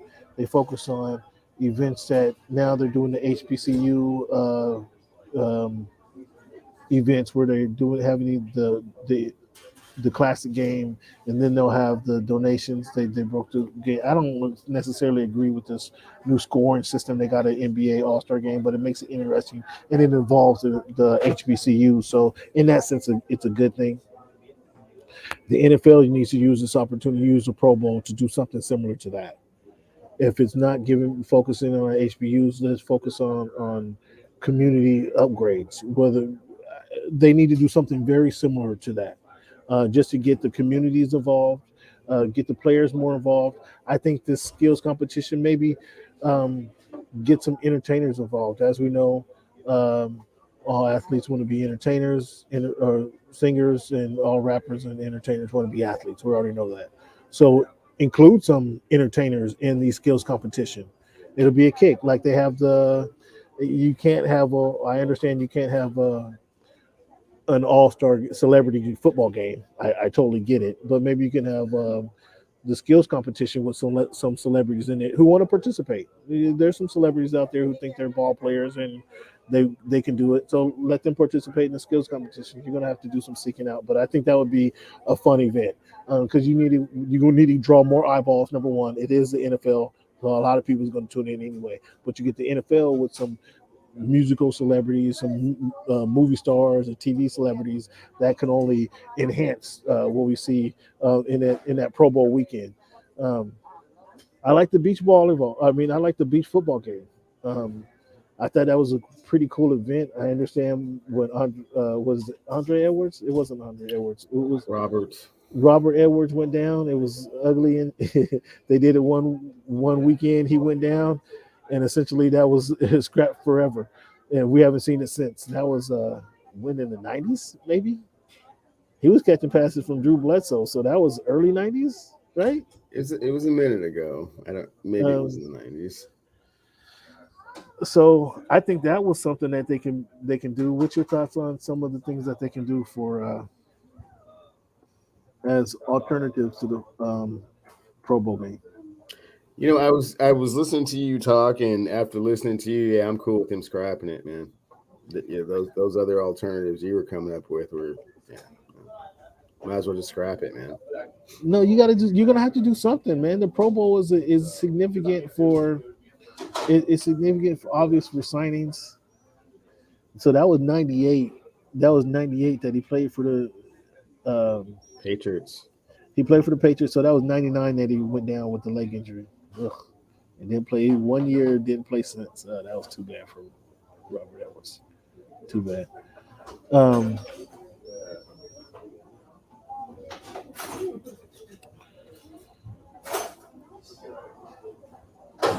what is your thoughts? What's your thoughts on this? You don't like the beach volleyball game or the beach No, football man. game? You don't like the My superstars thoughts my tournament? You don't thoughts like the are skills the nature competition? of the game is too violent. The Right, I opportunity for understand. injury is too high.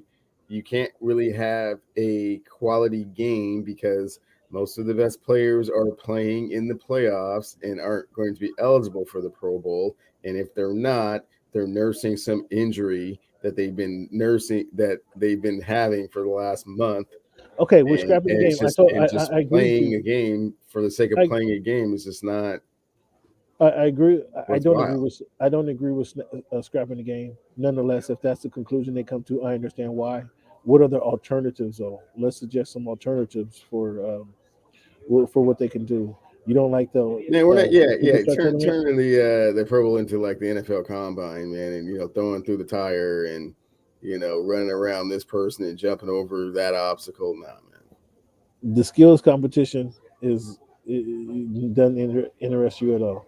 No, The not really. skills competition, superstars competition, Nah, fastest man, nope, fastest man. nope.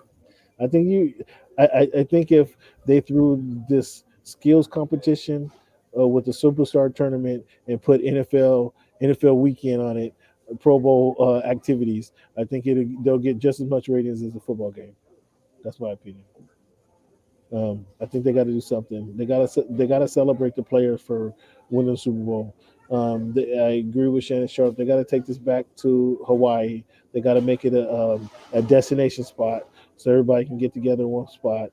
The players in Vegas, Orlando, no players don't care about that. They don't. They can go there on their own time.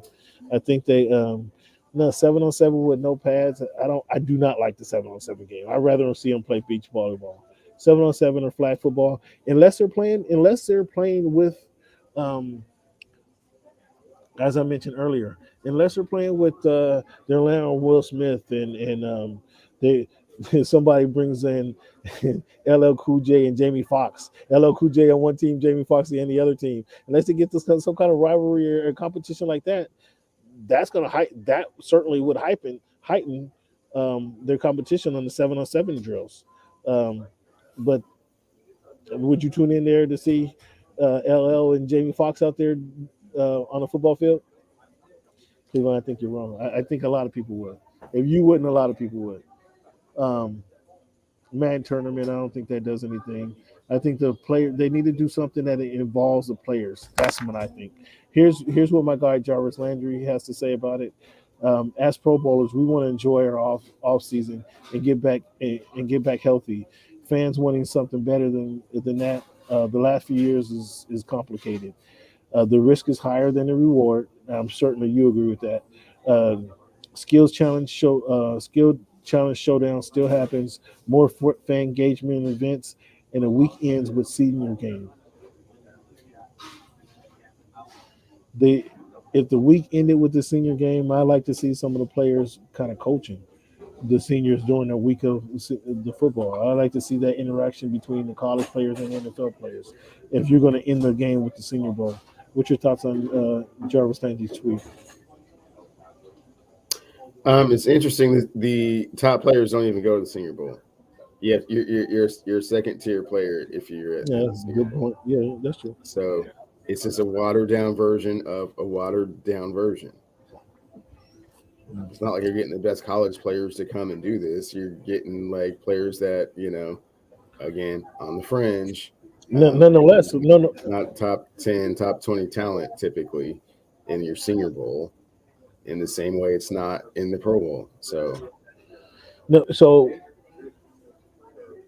where I would disagree with you in the sense that yes, they're not the top 10 draft picks. Wouldn't be playing in the Super Bowl in the Senior Bowl. I agree with you there. However, those guys playing in the Senior Bowl are all playing at their top level, obviously to make a name for themselves to elevate their draft stock, their draft status. So I think you're getting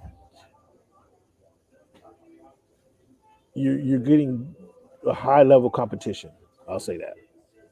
And so um, I think there will be some value in that, but I think there needs to be again some interaction between the players and the players, the college players and the pro players. What that is, I don't know. If the pro players are just coaching them up, I don't know. Um, but then that takes away is that's like the Senior Bowl week. It's not a Pro Bowl. I don't know how that does. There's a lot of challenges involved. Obviously, we know it's a NBA that has a much better chance of getting a real game at an NBA or Major League Baseball. I don't even some of the hockey skills stuff in hockey I paid attention to, but never kind of watched the All Star Weekend for the hockey, so can't really comment on that one. But I yeah, I know watched it. They had a shootout where they were playing 21. That was cool. they did Yeah. 3-on-3 competition or something like that. No, they had these great big face cards, and you had to like shoot the puck through the cards and like get 21. Hmm. It's pretty interesting. Yeah, I don't know. It's a work in progress. I'd like to see, if they're listening to me, Roger Goodell. What's my opinion? Um, I need to see the superstars tournament come back. I need to see the skills competition, and I need you to involve celebrities. You need to get celebrities involvement to heighten, um, maybe heighten attendance. I don't know. I don't heighten attendance, heighten awareness. And just increase the fun that the players are having out there. I think that's what you would do. Nick Foles signed with the Colts. Is that a significant signing? Nick Foles signing with the Colts. Yeah, I got Matty Ice and Nick Foles. I mean, roll with that. Cleveland, explain to me why Lamar Jackson is hesitating to sign his contract. I'm not 100% certain, especially given the fact of how much more guaranteed money there is in these last few contracts.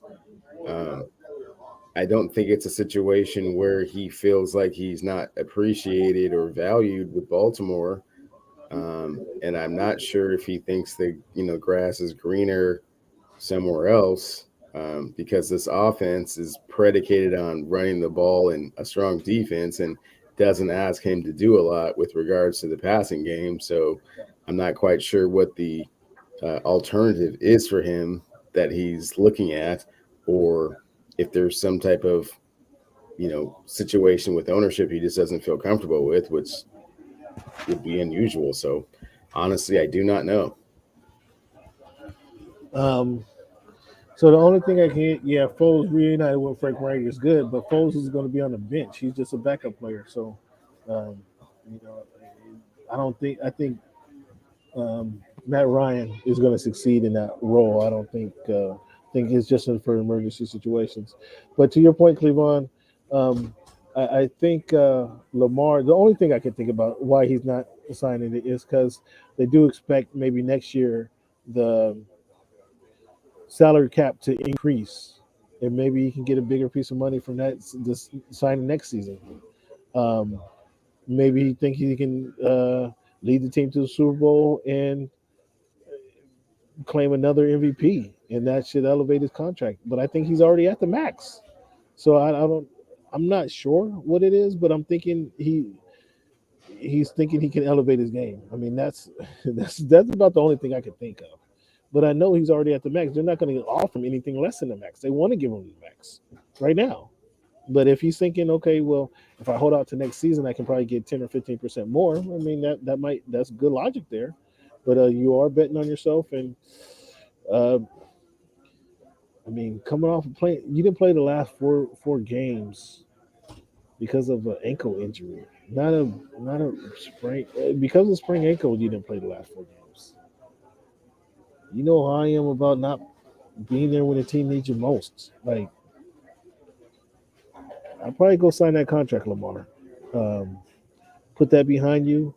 Uh, I don't think I don't think that Baltimore is questioning whether they want you around for the next dozen years. I don't think that they're questioning that. But in order for you to stick around for the next dozen years, clearly you're going to have to stay healthy.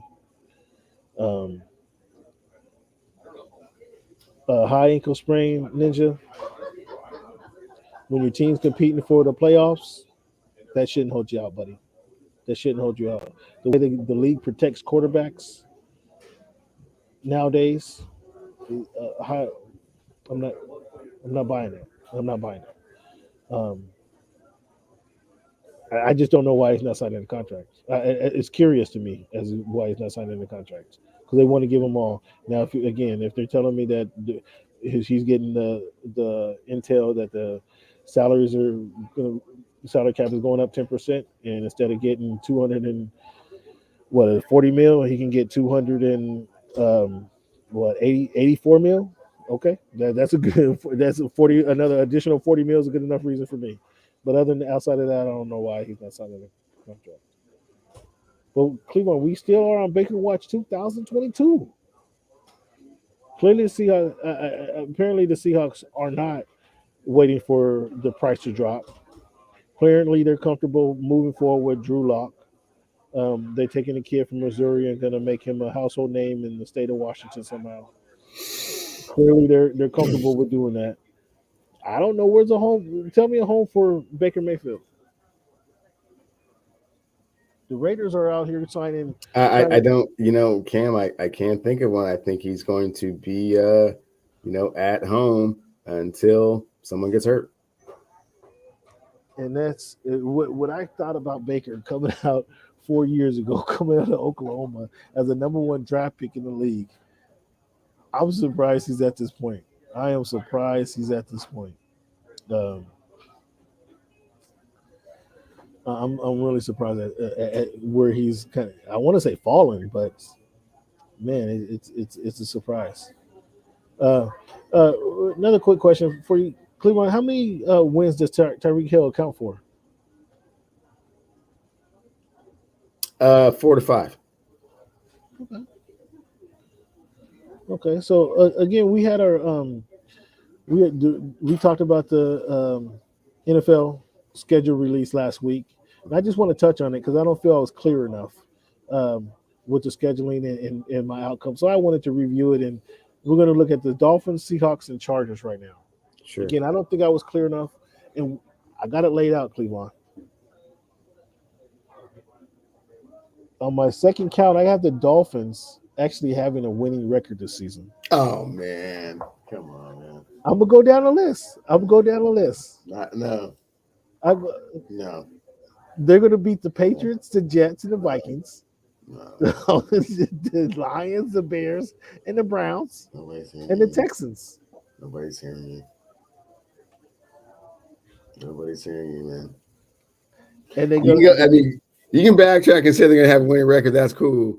But yeah, no, you don't need to go back through your whole hypothesis of which games are going to win. No. I got the Seahawks. Actually, I have the Seahawks 8-9. I think I have them 6-10 if I remember last week, but I have them 8-9. But I'm looking at the schedule, looking at the schedule, how the travel schedule, the away games. I'm gonna tell you You want to hear the 8 wins or the 9 losses? What you want to hear? Other 9 losses, Cam. Let's go with those. They lose to the Broncos. They lose to the Niners week 1 and 2. Week 6, they lose to the Cardinals. Week 7, they lose to the Chargers. Week 10, they lose to the Buccaneers. Week 12, they lose to the Texans. I might have to change that. I have them losing to the Texans. Excuse me. No, I take that back. I'm looking at it wrong. Week 12, they lose to the Raiders. Week 13, they lose to the Rams.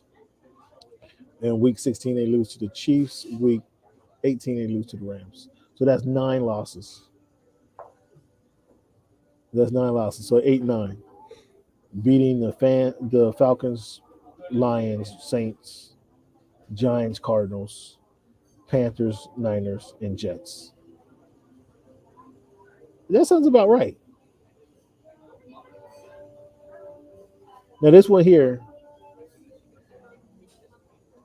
last week, I had the Chargers like finished 10-7, didn't I? Did I have them 10-7? Oh yeah. Because I took the under. I thought I had them 10-7. But when I did a recount today, I'm a 8-9. You have them at 8-9. no, I didn't actually. I had them beating the Raiders, losing to the Chiefs, beating the Jaguars, Texans, Browns, Broncos, and Seahawks. So after 7 weeks, I have them 6-1. They Okay. beat the Falcons. I have them losing to the Niners. I have them beating the Chiefs. So I have them splitting with the Chiefs. I have them losing to the Cardinals. I have them losing to the Raiders. Ultimately, I'm splitting with the Raiders. But I have them beating the Dolphins, Titans, Colts, losing to the Rams, and beating the Broncos. And that gives them the 12-5 record. Mm. Because I have them losing to the NFC. I have them losing to the Rams, Raiders, Cardinals, the Niners, and the Chiefs. Where am I Okay. wrong? So you got them at 12-5 then? I got them at 12-5. Yeah, I'm gonna take the under on that. I'm gonna put that with the trifecta bet. And fans, just to recap on what the trifecta bet is, I said the Chargers won't have a better record than the Broncos. The Chargers will not make the playoffs, and they will win less than it was 10 games back then. But yeah, they'll win less than 12 games. Chargers will have here it is there. Hold on. I'm sorry. Hold on. Let me get to it, Cleveland. What did you say? I said the Chargers will not have a better record than the Broncos. You've raised the bar to 12 games. They will not win 12 games, and they won't make the playoffs. Chargers will have a worse record than the Broncos. Let me edit that. Let me clear that because he said a whole lot right there. Chargers will have worse record than the Broncos. That's number one. Number two. Number two was what? Will win less than 12 games. Will win less. I mean, they were a game. Shit. They were a game away from my prediction of 11 wins last season. Okay. A Will game win away. less than 12 games. Okay, and what was number three? Will not make the playoffs.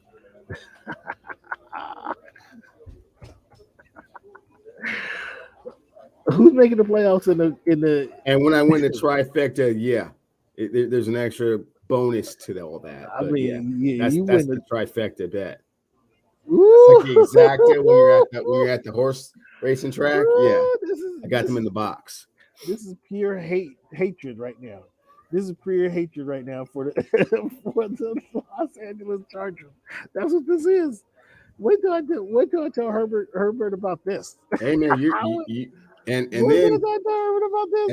and then can't be sure to tell him, man, the reason this is happening to you is because I went to go see Ubu Pearl, man, and put a hex on you, man.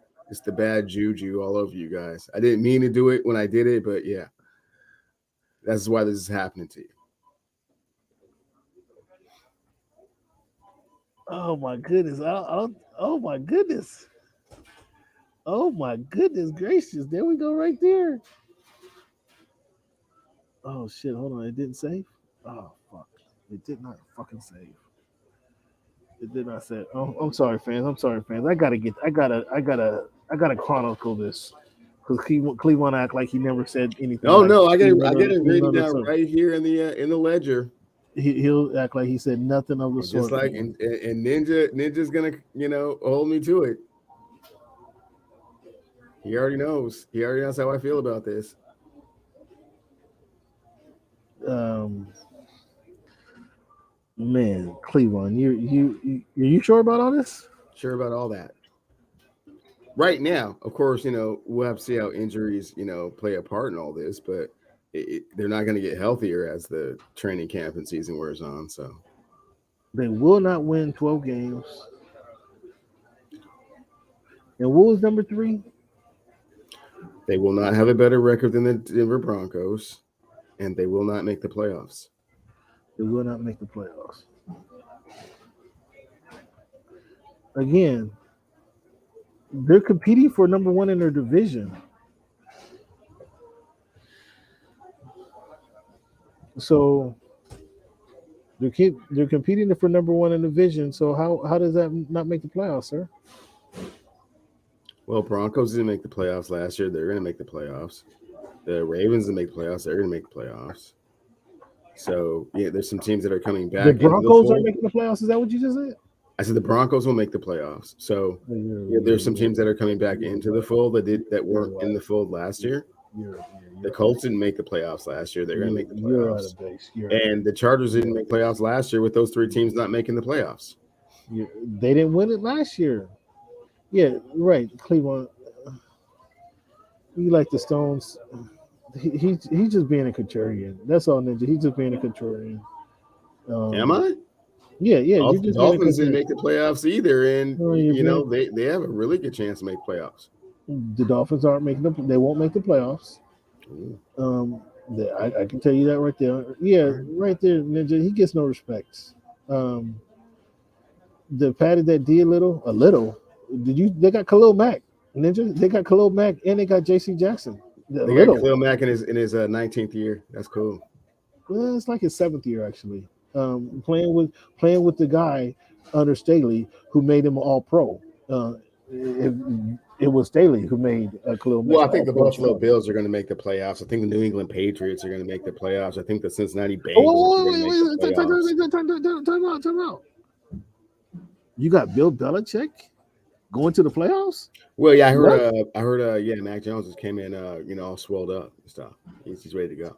Oh, you're talking about Mac Jones too? Wow. See, I don't like how you come around. I worked on you. I like how you come around. Mm-hmm. Yeah, the Chargers. I don't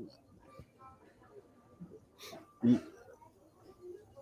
Titans, Colts make the playoffs. Bengals make the playoffs. Steelers and the Ravens make the Titans playoffs. and the Colts making the playoffs. Titans and the Colts make the playoffs. Well, I mean, considering the Chargers aren't going to be there, yeah, one of them has a really good opportunity to be there. Look at you. Look at you. You gave me 8 teams making the playoff right there. Yeah, and didn't even get to your conference yet. Yeah, I know. Yeah, that's funny because I didn't even think he knew who Mac Jones was. Last year he was just calling him number 10. Last year he was just saying that guy. Now he's calling him by name though, Ninja. Now he's calling him by name though. That's interesting. That's very interesting. Nonetheless, so yeah, that's how that shook down, man. And we'll see. That really shook up Cleveland's blood a little bit because that hate for the Chargers runs deep.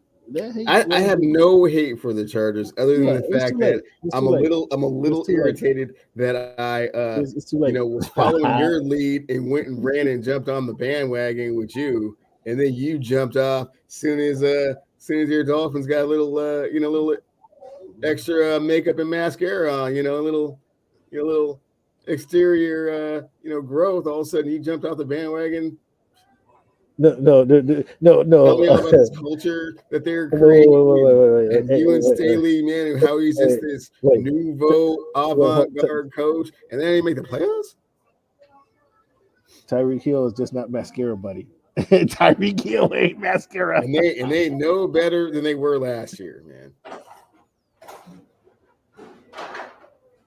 And everyone else has gotten much better. It's not Tyreek Hill's fault though.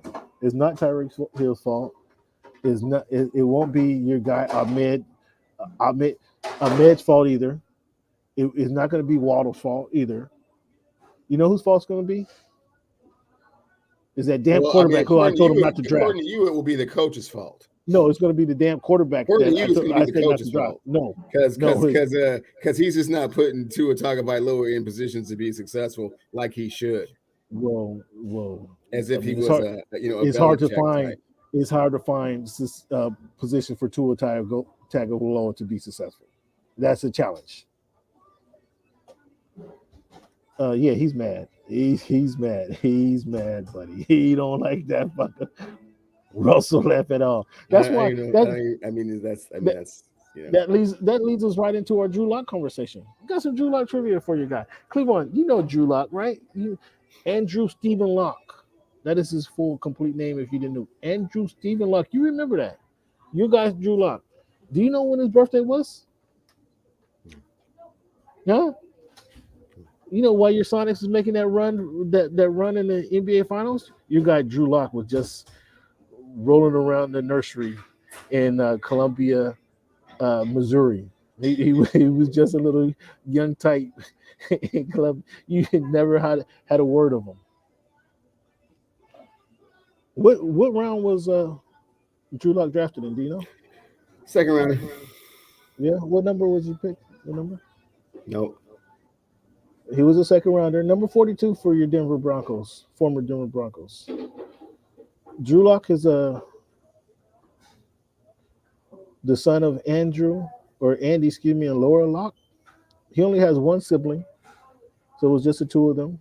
Only boy in the house. Growing up in Columbia, Missouri, how confident do you feel about your guy now leading the way for your Seahawks? Not confident at all. Not confident at all? I mean, you're not confident in Pete Carroll, their selection, and John Snyder, their selection to put players in the right position to be successful? Yeah. Why not? Quarterback is not a position you tinker around with, man. What do you mean tinker? This guy has real NFL experience. This guy, he has NFL experience. You see, fans, you see why Cam just couldn't wait for this segment, man. He is so magnificent about this, man. You see that he's trying to smear this dog doo-doo all over everybody's faces, trying to make it seem like there's really something going on here. We all know that Drew Lock is not the answer. And I know you just can't wait to see Drew Lock roll out there just like the second coming of Charlie Whitehurst. Yeah, whatever. But they didn't draft a quarterback. I mean, this is what they're rolling with. There was no quarterback to draft. They tried. Malik was there for you guys. He was there to be at 9. At 9, yes, he's there for you. No. You don't think you can't keep just thinking that you're gonna draft your franchise quarterback in the 3rd or 4th round. You guys got lucky into that. You got that fell in your lap. Very true, but Malik Willis was not a number 9 pick. You didn't have that type of grade or caliber. You get way better players. You got Ninja agrees with you. So let's move on to our This Week in History segment. Let's close the show out. Cleveland, thank you for your participation once again, fans. Years ago, Jackie Robinson announced his retirement rather than be traded to the New York Giants. He said, "I'm done." May 25th, 1957, he decided to be done. Cleveland, on May 25th, 1989, baseball signed $400 million deal with ESPN to show 175 games in 1990. That was 30 years ago. What does that contract look like now? They signed $400 million in. Oh, yeah. You got to throw an extra zero on there. Right.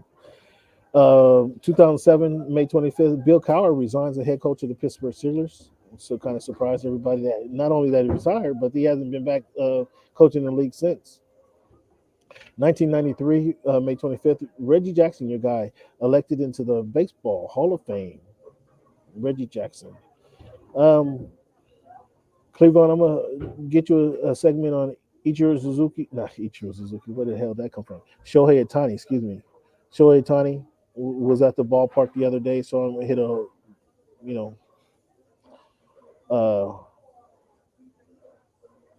first what is it? The first hit home run right there, kicked out the game with a home run, followed up by Mike Trout, followed up with a single to get the guy home in the next inning. Angels is pretty strong, man. Angels is pretty strong. Saw the Dodgers play last week, man. I would ask you if you want to talk about your Mariners, but 10 games back, 3-7, the last 10 games, man, 18-26. That's enough time that they get right there. Boom. How'd you do last week in the bets? Did great. Yeah, what you win on? What games you win? Did you have some money on the Preakness? Was it the Preakness or the Belmont Stakes? It was the Preakness that they had this weekend, right?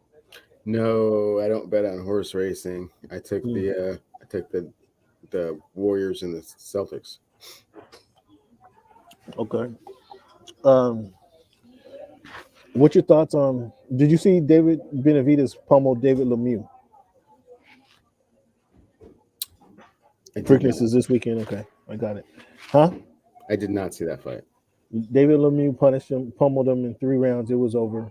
David Benavidez, man, I love to see David Benavidez get in tip-top shape and fight Charlo, Canelo, uh, the big Charlo, Canelo, or Caleb Plant. I mean, I like to see that fight. He has a belt now. I don't know what direction he's going, but I like to see. He wasn't in tip-top shape and just dismantled Lemieux pretty easily. I like to see him get in tip-top shape and fight some of these guys, man. If he's in tip-top shape, I think he can be the best in that 168 division. Canelo, he turned down the rematch with Bivol, decided to drop down to 168, I think, and fight Triple G again. What's your thoughts on Canelo?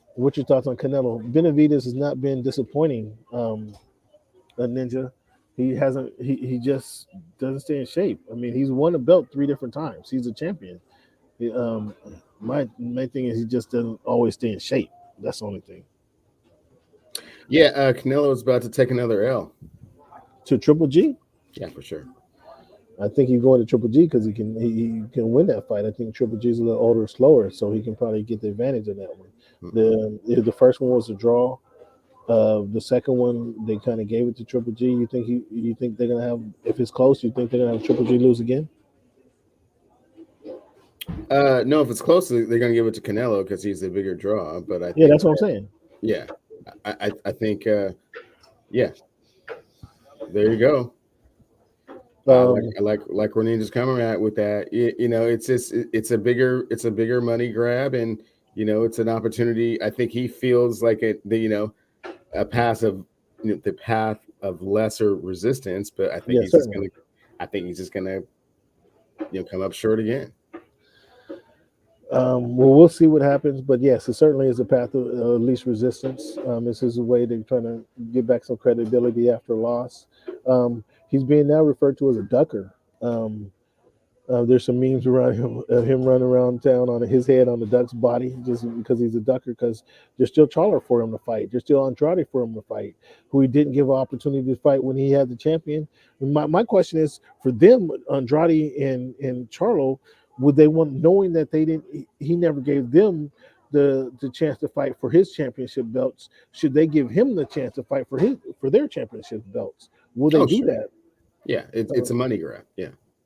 Well, it's for them, yes. They now They still get to they know go. that he is far from invincible. So He's yeah, they don't have beatable. the same. There's no fear factor anymore.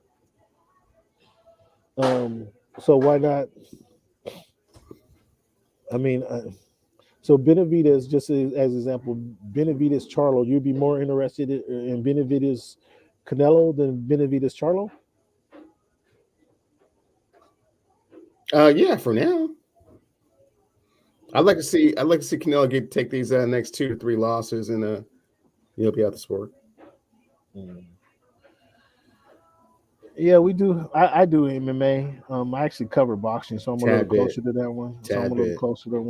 Um, So yeah, just with MMA, man. There's just I appreciate the sport, I appreciate the athleticism, but there's just so many guys. Like a guy loses the championship tomorrow. Tomorrow, next week, there's another guy who looks even better than he did a month ago. I mean, it's just there's so many guys that coming out of the woodwork.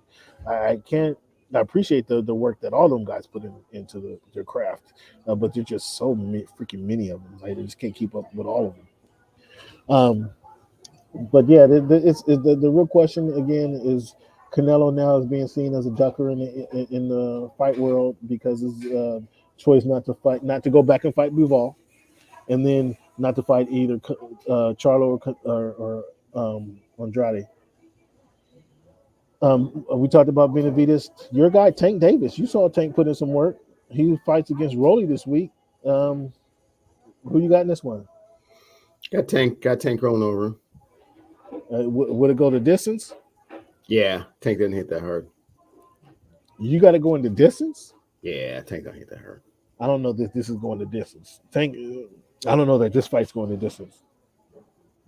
Rolly's talked so much shit. He's talked so much shit leading up to this fight that he's gonna to back up the fight. He's gonna have to knock out Tank, and then Tank, because he's been talking so much shit, is gonna be trying to knock out Rolly. I don't think this goes the distance. It's gonna be a good fight though. Pay per view, Showtime. Tune in. We actually, What's Good in Sports is gonna have some presence there in the fight, so make sure you tune into all of our social media. But yeah, that's a fight you don't want to miss this weekend. And then obviously we got Spencer Crawford on the books. You want to give us a American League prediction, Cleveland? It's been 3 weeks ago since you said the Dodgers are going to make the World Series in Major League. You want to give us a American League team? Yeah, Yankees. Oh, you chalk, and I'm holding you to that too. I'm holding you to that. You gonna owe me a elbow or bar ribs after neither one of these teams make it. Cleveland, we're gonna end the show, man. I want to thank you for your participation as always, fans. Thank you guys for your time. Thank you for your participation.